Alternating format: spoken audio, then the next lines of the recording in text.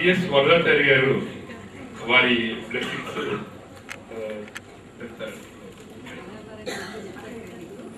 ఇవాళ ఎవరన్నా అవుతారు వయసు వస్తే మామూలుగా ప్రెస్ వాళ్ళకి 58 ఏళ్ళకే రిటైర్మెంట్ 60 ఏళ్ళ దాకా ఉంచుకోవచ్చు అని కూడా ఉన్నది. దాంట్లో ఒక స్పీచ్ బోర్డు చేసిన రికమెండేషన్స్లో సరే 58 కాకపోతే 60 ఏళ్ళ రిటైర్ అవుతారు. కానీ అది రిటైర్ అంటే ఈ ఉద్యోగాల నుంచి రిటైర్ అవడమే తప్ప క్యారియర్ నుంచి రిటైర్ అవడం కాదు. మనిషిలోని శక్తిని బట్టి తర్వాత అభిరుచిని బట్టి ఈ రెండింటిని బట్టి సాగుతుంది. సో ఇవాళ సంతోషంగా మా ఎంఆర్ గారు చెప్పినట్టు ఇంతమంది కుటుంబ సభ్యులంతా కలిసి ఈ విధంగా ఒక ఉత్సవంలో షష్టిపూర్తిలాగా అంటున్నాడు. 2 ఏళ్ళు తర్వాత జరగాల్సిన కార్యక్రమం ఇవాళ ఇప్పుడే జరిగింది. 2 ఏళ్ళు ముందుగా రివ్యూ లాగా మళ్ళీ ఇంకొక కార్యక్రమం పూర్తిగా సంపూర్ణంగా ఆయుష్ హోమంతో సహా ఇంకా 2 ఏళ్ల తర్వాత మళ్ళీ మనం గడుపుకోవచ్చు. చాలా సంతోషం. వీడి మల్టీఫేరియస్ టాలెంట్స్ నాకు తెలుసు కొంత చాలా వరకు. నాకే సర్ప్రైజ్ కాదు. కొందరికి మీరు నువ్వు అన్నట్టుగా మన రఘురాం కుటుంబ సభ్యుల్లో కూడా కొందరికి తెలియని విషయాలు కొన్ని ఉంటాయి. తర్వాత వేరే పేరుతో రాయడం వల్ల ఆ ఖ్యాతి రాదు, అది కూడా ఉంటుంది. దానివల్ల తన సొంత పేరుతో రాసుకుంటేనే ఎప్పుడైనా కూడా. అందుకే నేను కూడా కొంతకాలం ఆంధ్రభూమిలోనే సినిమా ఇవన్నీ కూడా పేరు లేకుండా రాశాను. అదేంటి మీరు పేరు లేకుండా గౌరవ శాస్త్రి ఉన్నారు ఒకసారి పేరు లేకుండా రాస్తున్నారు, మరి మీకు పేరుట్లో వస్తున్నారు. పేరు లేకపోవడమే నా పేరు, లేకపోవడమే నా పేరు అన్నట్టు అట్లాగే వచ్చింది ఖ్యాతి. రాలేదని కాదు, కానీ తగినంత రాలేదు. ఈయన విషయంలో చెప్తున్నారు, తగినంత రాలేదు. ఇంకా చాలా అవకాశాలు ఉంటాయి జీవితంలో. ఏమి బాధపడాల్సిన అవసరం ఏమీ లేదు, కన్నీరు పెట్టాల్సిన అవసరం అసలు లేదు. ఎందుకంటే సాధించిందేం తక్కువ కాదు. మీరు ఇందాకే రఘురాం చాలా చక్కగా మాట్లాడతారని నాకు తెలుసు, కానీ ఇంత చక్కగా మాట్లాడుతుందని నాకు తెలుసు.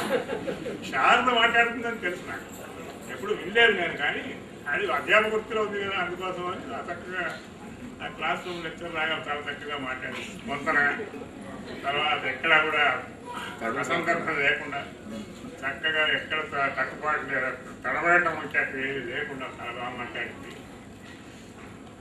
రఘురాం కూడా ఇంత బాగా మాట్లాడతారనే విషయం నాకు ఇవాళ కొత్తగా అనుభవాలు. సో ఆ విధంగా ఏంటంటే ఒక విధంగా రిటైర్ కావడం అనేది శాస్త్రి గారు చెప్పినట్లు కొన్ని సందర్భాలు ఆయన సందర్భాలు ఆయన ఎందుకు తీసుకున్నాడంటే జనరల్గా అట్లా జరుగుతూ ఉంటుంది. అట్లా కాకుండా నాకు భిన్నంగా ఇక్కడ చాలా చక్కగా ఈ విధంగా కుటుంబ సభ్యులందరూ కలిసి సంతోషంగా ఈ ఆయన్ని ప్రోత్సహిస్తున్నట్టుగా ముందుకు నడుపుతున్నట్టుగా ఈ కార్యక్రమం ఏర్పాటు చేయడం బాగుంది అని చెప్పడానికి చెప్పేసి ఆయన అట్లా చెప్పారు. అదే చాలా నిజం. అట్లాగే జరుగుతుంది, అట్లాగే జరగాలి. అట్లాగే రామచంద్రమూర్తి కూడా ఇంకా ముందు చాలా కార్యక్రమాలు చేస్తూ ఇంకా ఇప్పుడు సంపాదించిన దానికంటే డబ్బు ముఖ్యం కాదు, డబ్బు లెక్కలేదు. డబ్బు ఏమంటే నేను నా వరకు మిత్రులందరికీ తెలుసు, శాస్త్రి గారు కూడా తెలుసు, డబ్బు గురించి ఎప్పుడు పట్టించుకోలేదు. డబ్బు అనేది అదే వస్తుంది, కానీ మనం దాని వెంట పడాల్సిన అవసరం లేదు. కానీ మిగతా విషయాల్లో చేయాల్సిన అవసరం ఉంది, కృషి చేయాల్సిన అవసరం ఉంది. అది ఆయనకు ఇంకా ఓపిక ఉంది. నువ్వు చెప్పినట్టుగా నీకంటే చిన్నవాళ్ళ కనపడుతున్నాడు కనుక ఆ కృషి కొనసాగించాలని నేను ఆయన్ని ఇంకా చాలా దీర్ఘకాలం పాటు ఆయన మంచి వయసులో పెద్దవాడిని. నేను నాకంటే 20 ఏళ్ళు చిన్నవాడు, 50 అయితే నాకు 78 అంటే నేను 18 అని చెప్తుంటా. తర్వాత 18 కదా.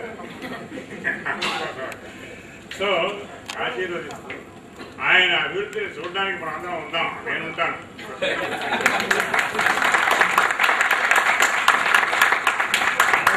కూడా వాళ్ళకి ఇలాంటి కొంతలేదు. ఆయన అన్ని బాధ్యతలన్నీ నెరవేర్చారు. పిల్లల్ని చాలా చక్కగా మంచి దీంట్లో పెట్టారు.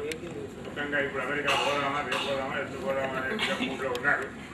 అట్లాంటి పిలుపు రాగానే పోతారు, తిరిగి వస్తారు.